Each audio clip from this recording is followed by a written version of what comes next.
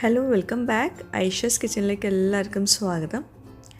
പൊറോട്ടയും ബീഫും ആ ഒരു കോമ്പിനേഷൻ പറഞ്ഞ പോലെ നെയ്ച്ചോറും ചിക്കൻ ചില്ലിയും അത് വേറൊരു അടിപൊളി കോമ്പിനേഷനാണ്. ഒരുപാട് പേർക്ക് ഒത്തിരി ഇഷ്ടപ്പെട്ടൊരു കോമ്പിനേഷനായിരിക്കും. അപ്പം ഇന്നത്തെ ഈ ഒരു വ്ളോഗിൽ ഞാൻ ആ ഒരു കോമ്പിനേഷൻ ഡിന്നറാണ് ഷെയർ ചെയ്യുന്നത്.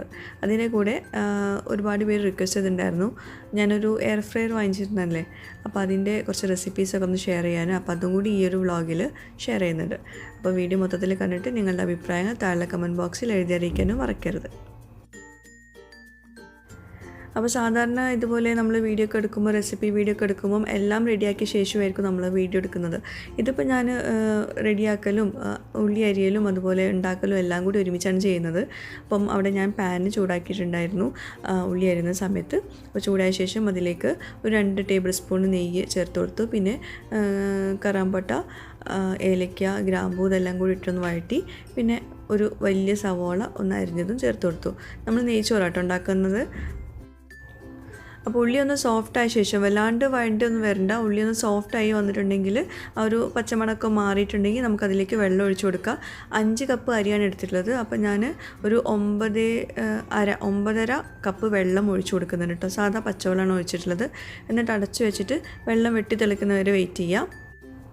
അപ്പോഴേക്കും ഞാൻ ചിക്കൻ ചില്ലിയിലേക്കുള്ള സവോള ഒന്ന് കട്ട് ചെയ്യാണ്. ഒരു 2 ചെറിയ സവോള എടുക്കുന്നുള്ളൂ.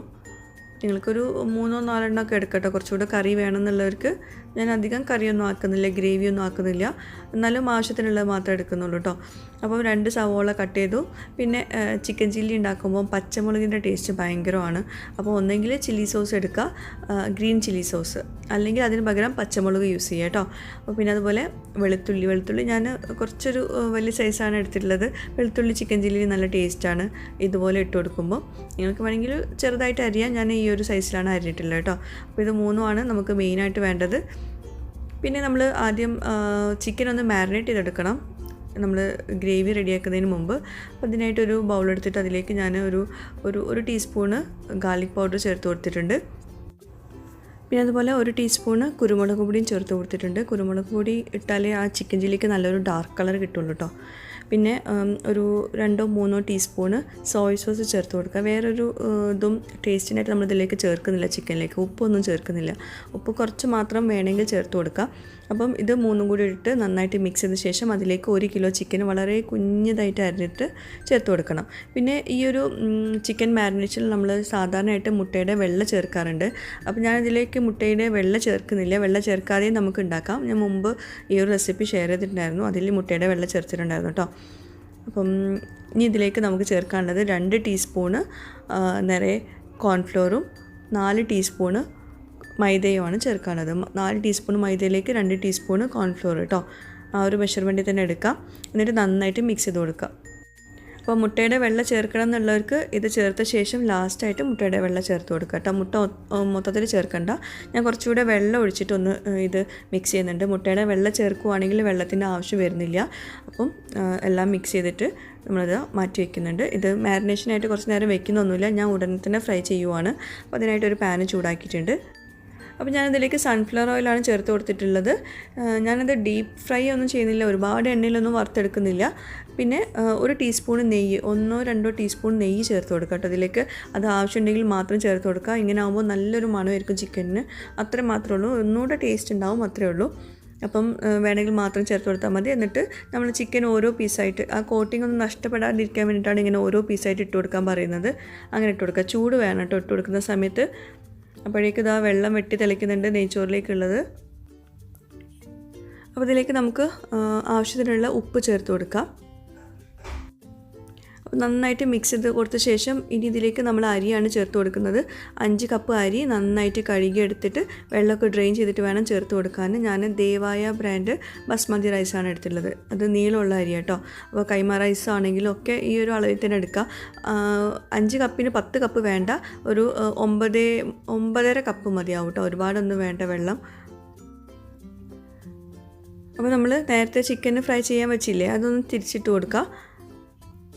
അപ്പം എപ്പോഴും പലരും ചോദിക്കാറുണ്ട് എന്തുകൊണ്ടാണ് ഈ ചിക്കൻ്റെ കോട്ടിംഗ് ഒക്കെ പോകുന്നതെന്ന്. ഒന്നാമത് മൈദയും കോൺഫ്ലവറും ഒന്നും ചേർക്കാഞ്ഞാൽ കോട്ടിങ് പോവും.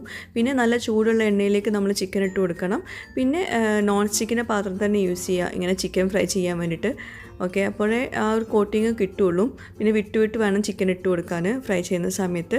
എല്ലാം കൂടി ഒരുമിച്ചിട്ട് കൊടുത്തിട്ടുണ്ടെങ്കിൽ കോട്ടിങ്ങൊക്കെ പോകും കേട്ടോ ചിക്കനിലുള്ള. അപ്പോൾ നെയ്ച്ചോറ് നമ്മൾ നേരത്തെ വെള്ളം വറ്റുന്ന വരെ വെയിറ്റ് ചെയ്യാൻ വേണ്ടിയിട്ടൊരു മീഡിയം ലോ ഫ്ലെയിമിൽ വെച്ചിട്ടുണ്ടായിരുന്നു. അപ്പോൾ അത് വെള്ളമൊന്നും വറ്റിയിട്ടൊന്നുമില്ല. അപ്പോൾ അതിനിടയ്ക്കൊന്ന് ജസ്റ്റ് ഒന്ന് നമ്മളൊന്ന് മിക്സ് ചെയ്ത് കൊടുക്കുക. എന്നാലേ എല്ലായിടത്തും ഒരേപോലെ ഉപ്പൊക്കെ പിടിക്കുകയുള്ളൂ. അപ്പം ഒന്ന് മിക്സ് ചെയ്തിട്ട് ഇതുപോലെ ഒന്ന് ആക്കി കൊടുത്തിട്ട് അടച്ചു വയ്ക്കുക. ഇനി ഇത് വെള്ളം വറ്റുന്ന വരെ വെയിറ്റ് ചെയ്താൽ മതിയാവും. അപ്പോൾ രണ്ടാമത്തെ ബാച്ച് ചിക്കനും നമ്മളിതുപോലെ തിരിച്ചിട്ട് കൊടുക്കുക.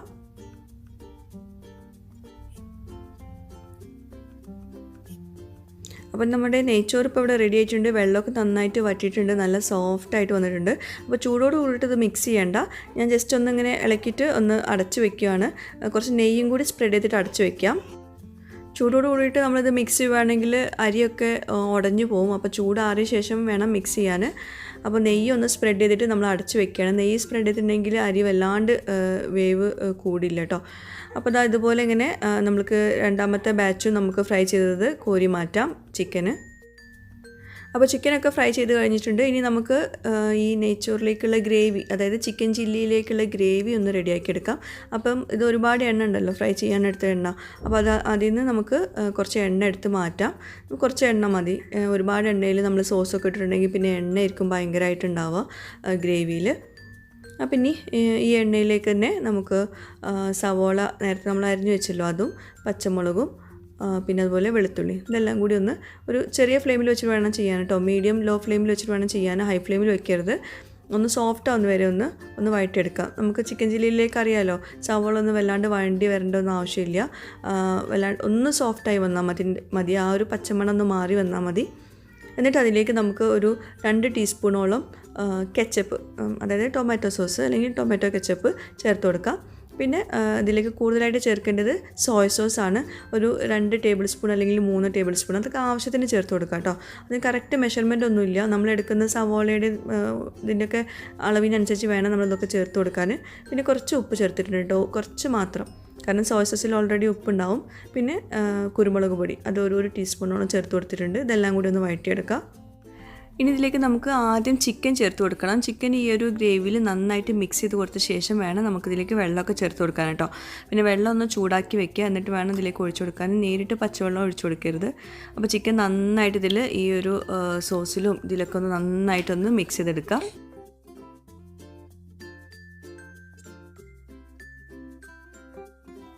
അപ്പോൾ നമുക്ക് ടേസ്റ്റൊക്കെ നോക്കിയിട്ട് വേണമെങ്കിൽ കുറച്ചുകൂടെ സോസുകൾ എന്തെങ്കിലുമൊക്കെ ഒഴിച്ചു കൊടുക്കാം. പിന്നെ ഇതിലേക്ക് കൂടുതലായിട്ട് വേണ്ടത് സോയ സോസാണ്. ടൊമാറ്റോ സോസ് നമ്മൾ ഒരുപാട് ഒഴിച്ചു കൊടുക്കുമ്പോൾ അതിൻ്റെ കളറ് മാറിപ്പോകും കേട്ടോ. അപ്പം നമ്മൾ ടേസ്റ്റൊക്കെ നോക്കിയിട്ട് വേണം സോയ സോസ് ഒഴിച്ചു കൊടുക്കാൻ. ഞാൻ കുറച്ചുകൂടെ സോയ സോസും കുറച്ചുകൂടെ ടൊമാറ്റോ സോസും കൂടി ചേർത്തിട്ട് ഒന്ന് മിക്സ് ചെയ്ത് കൊടുത്തു. എന്നിട്ട് ഇതിലേക്ക് ഒരു 2-3 കപ്പ് ചൂടുവെള്ളമാണ് കേട്ടോ ഒഴിച്ചു കൊടുക്കുന്നത്. തണുത്ത വെള്ളം ഒഴിക്കരുത്, അപ്പോൾ കോട്ടിങ്ങൊക്കെ പോവും. ചൂടുവെള്ളം ഒഴിച്ചു കൊടുക്കുക, എന്നിട്ട് നന്നായിട്ട് മിക്സ് ചെയ്ത് കൊടുക്കുക. നമുക്ക് എത്രത്തോളം ഗ്രേവി വേണോ അത്രത്തോളം നമ്മൾ സോസൊക്കെ മിക്സ് ചെയ്തിട്ട് ചേർത്ത് കൊടുക്കണം. പിന്നെ ഗ്രേവി കൂടുതൽ വേണമെന്നുള്ളവർ ഒരുപാട് വെള്ളം ഒഴിച്ചിട്ടല്ല കേട്ടോ ഗ്രേവി ആക്കേണ്ടത്. സവോള കുറച്ചുകൂടെ എടുക്കുക, അതുപോലെ സോസുകളും കുറച്ചുകൂടെ മിക്സ് ചെയ്തിട്ട് വേണം ഗ്രേവി കൂട്ടാൻ. പിന്നെ ഇതിലേക്ക് 1 ടീസ്പൂണ് പഞ്ചസാരയും 1 ടീസ്പൂണ് കുരുമുളക് പൊടിയും കൂടി ചേർത്തിട്ട് നന്നായിട്ടൊന്ന് മിക്സ് ചെയ്ത് കൊടുക്കുക.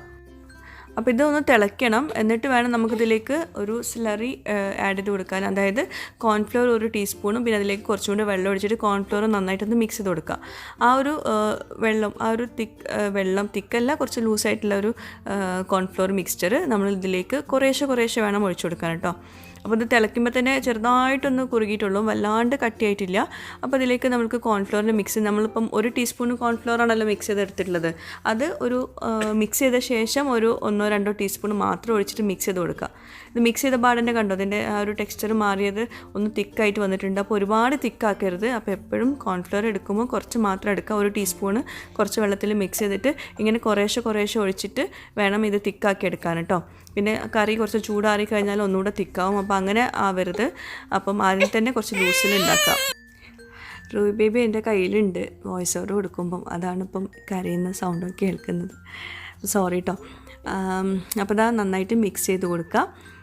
അപ്പം നമ്മുടെ ഇപ്പം ചിക്കൻ ചില്ലി ഇപ്പം റെഡി ആയിട്ടുണ്ട്. അപ്പം ഈ ഒരു തിക്നെസ് മതിയിട്ട് ഒരുപാട് തിക്കാക്കി എടുക്കൊന്നും വേണ്ട. കുറച്ച് കഴിഞ്ഞാൽ ചൂടാറിയിട്ടുണ്ടെങ്കിൽ ഒന്നുകൂടെ തിക്കാവും. അപ്പോൾ അതാ ഇത്രയും ബാക്കി വന്നിട്ടുണ്ട്. അപ്പോൾ അത് ഒഴിച്ചു കൊടുക്കണ്ട. അപ്പോൾ നന്നായിട്ട് മിക്സ് ചെയ്തിട്ട് ഒന്ന് തിളച്ചാൽ മതി. അപ്പോഴേക്കും നമുക്ക് ഫ്ലെയിം ഓഫ് ചെയ്യാം. ഒരുപാട് നേരം തിളയ്ക്കും വേണ്ട കേട്ടോ ഈ ഒരു കോൺഫ്ലവറിൻ്റെ മിക്സ് ചേർത്ത് കഴിഞ്ഞിട്ടുണ്ടെങ്കിൽ. അപ്പോൾ ഇതാണ് നമ്മുടെ ചിക്കൻ ചില്ലി. അപ്പോൾ ചിക്കൻ ചില്ലി ഉണ്ടാക്കാൻ എല്ലാവർക്കും അറിയുണ്ടാവും. പക്ഷേ ചെറിയ മിസ്റ്റേക്സ് മതി ചിക്കൻ ചില്ലി ഭയങ്കര കട്ടിയാവാനും അതുപോലെ ടേസ്റ്റൊക്കെ കുറയാൻ വേണ്ടിയിട്ട്. അപ്പോൾ അതായത് അടിപൊളി ടേസ്റ്റിലുള്ള നമ്മൾ റെസ്റ്റോറൻറ്റിൽ നിന്ന് കിട്ടുന്ന അതേ ടേസ്റ്റിലുള്ള ചിക്കൻ ചില്ലിയാണ്. പിന്നെ റെസ്റ്റോറൻറ്റിൽ നിന്ന് നമ്മൾ വാങ്ങിക്കുമ്പോൾ ചിലപ്പം അതിൽ അജിനാമോട്ടൊക്കെ ചേർക്കാറുണ്ടാവും. അപ്പോൾ അതുകൊണ്ട് വേറൊരു ടേസ്റ്റ് ആയിരിക്കും, ഒന്നുകൂടെ സ്പെഷ്യൽ ടേസ്റ്റ് വരും. അപ്പോൾ വേണമെങ്കിൽ നിങ്ങൾക്കൊരു പിഞ്ച് ചേർത്ത് കൊടുക്കാം. ഞാനത് യൂസ് ചെയ്യാറില്ല. പിന്നെ നെയ്ച്ചോറിലേക്കുള്ളൊരു സൈഡ് ഡിഷാണ് ഇപ്പോൾ റെഡിയാക്കാൻ പോകുന്നത്. അതിനായിട്ട് ഞാനിപ്പോൾ ഒരു സവോള ചെറുതായിട്ട് അരിഞ്ഞത്, കാരണം കുറച്ച് അരിഞ്ഞു കേട്ടോ. പിന്നെ ഒരു ക്യാരറ്റിൻ്റെ ചെറിയൊരു കഷ്ണം അത് ഗ്രേറ്റ് ചെയ്തത്, പിന്നെ അനാറിൻ്റെ സീഡ്, അതായത് പോംഗ്രാനൈറ്റ് സീഡ്, പിന്നെ പച്ചമുളക് 2-3 എടുക്കുക ചെറുതായിട്ട് അരിഞ്ഞത്, പിന്നെ പഞ്ചസാര ഒരു ടീസ്പൂണ്, ആവശ്യത്തിന് ഉപ്പ്, പിന്നെ വിനാഗിരി, ഇതെല്ലാം കൂടി ചേർത്തിട്ട് നന്നായിട്ട് കൈകൊണ്ട് തിരുമ്മി യോജിപ്പിച്ച് കൊടുക്കണം. അപ്പോൾ ഇത്രയേ ഉള്ളൂ. ഇതാണ് സൈഡ് ഡിഷ്. നെയ്ച്ചോറിൻ്റെ കൂടെയൊക്കെ ബിരിയാണീൻ്റെ കൂടെയൊക്കെ കഴിക്കാൻ പറ്റുന്ന നല്ലൊരു സൈഡ് ഡിഷാണ്. അപ്പോൾ നിങ്ങൾക്ക് ആപ്പിൾ ചെറിയ പീസായിട്ടുള്ള എടുക്കാം, അതുപോലെ കക്കരി എടുക്കാം, അതൊക്കെ ചെയ്യാം കേട്ടോ ഇതിലേക്ക്. അപ്പോൾ ഞാനിപ്പോൾ ഇത്രയും മാത്രമേ എടുത്തിട്ടുള്ളൂ.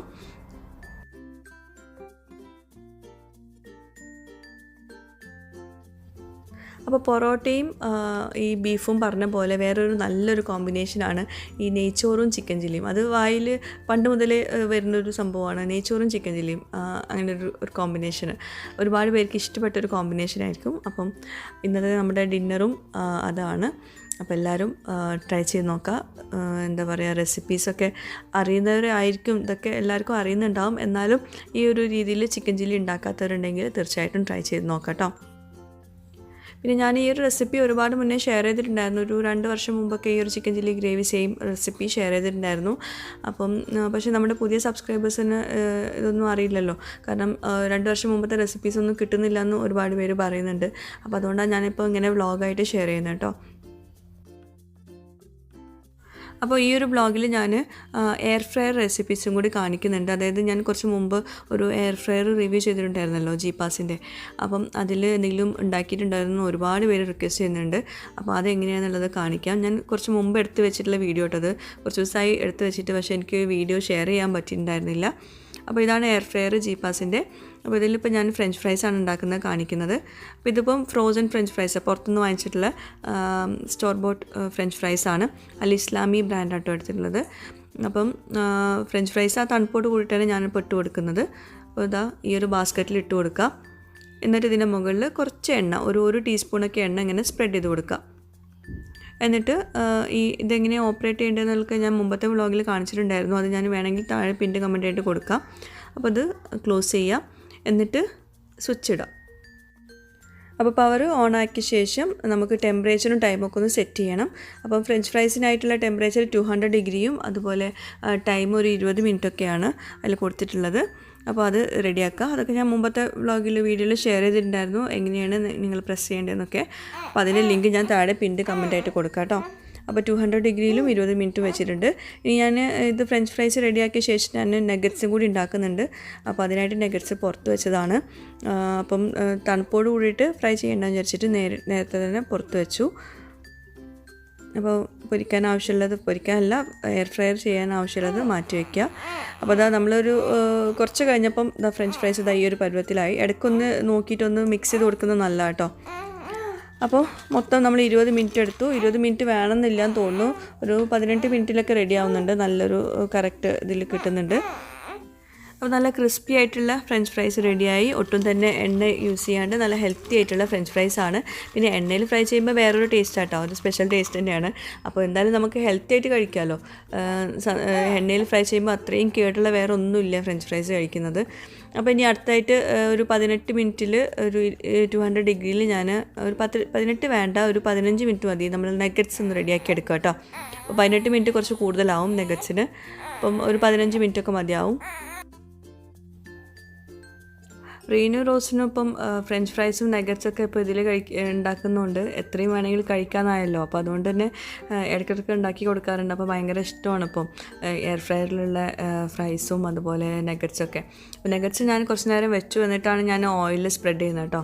അപ്പോൾ ഓയിലില്ലാണ്ട് നോക്കിയിരുന്നു, പക്ഷേ ആ ഒരു എന്താ പറയുക, ഓയിൽ ഒഴിക്കുമ്പോഴൊരു സോഫ്റ്റ്നെസ് ഇല്ലേ, അത് കിട്ടിയിട്ടില്ലായിരുന്നു. അപ്പോൾ ഞാൻ കുറച്ചൊരു ഓയിൽ ഒഴിച്ചിട്ടുണ്ട്. ഒരു ടീസ്പൂണൊക്കെ ഓയിൽ മതി, ജസ്റ്റ് ഒന്ന് ആ ഒരു ലുക്ക് കിട്ടാൻ വേണ്ടി മാത്രം കേട്ടോ. അപ്പോൾ കണ്ട, ഓയിൽ ഒഴിച്ചപ്പം നല്ലൊരു നഗറ്റ്സ് നമ്മൾ ഫ്രൈ ചെയ്തെടുത്തില്ല അതേപോലെ തന്നെ ഉണ്ടാവും.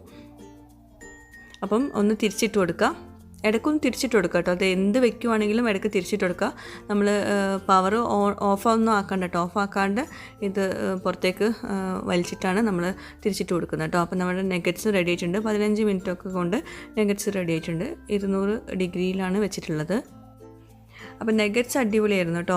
നമ്മൾ എണ്ണയിൽ ഫ്രൈ ചെയ്ത് എടുക്കുന്നതിനേക്കാൾ ടേസ്റ്റ് ഉണ്ടായിരുന്നു. പിന്നെ ഫ്രഞ്ച് ഫ്രൈസ് നമ്മൾ എണ്ണയിൽ ഫ്രൈ ചെയ്യുമ്പം അത് വേറൊരു ടേസ്റ്റ് തന്നെ ആയിരിക്കും. അപ്പോൾ ഇത് ടേസ്റ്റ് ഇല്ല എന്നല്ല, പക്ഷേ ഭയങ്കര ഹെൽത്തി ആയിട്ട് നമുക്ക് കഴിക്കാൻ പറ്റും ഫ്രഞ്ച് ഫ്രൈസ്. അപ്പോൾ ഇന്നത്തെ ഈ ഒരു വീഡിയോ എല്ലാവർക്കും ഇഷ്ടമായിട്ടുണ്ടാകുമെന്ന് വിശ്വസിക്കുന്നു. ഇഷ്ടമായാലും ഇല്ലെങ്കിലും താഴെ കമൻറ്റ് ബോക്സിൽ നിങ്ങളുടെ ഫീഡ്ബാക്ക്സ് എഴുതി അറിയിക്കുക. പുതിയൊരു വീഡിയോയുമായിട്ടോ വ്ളോഗുമായിട്ടൊക്കെ വരുന്നവരേക്കും ബൈ. Thank you.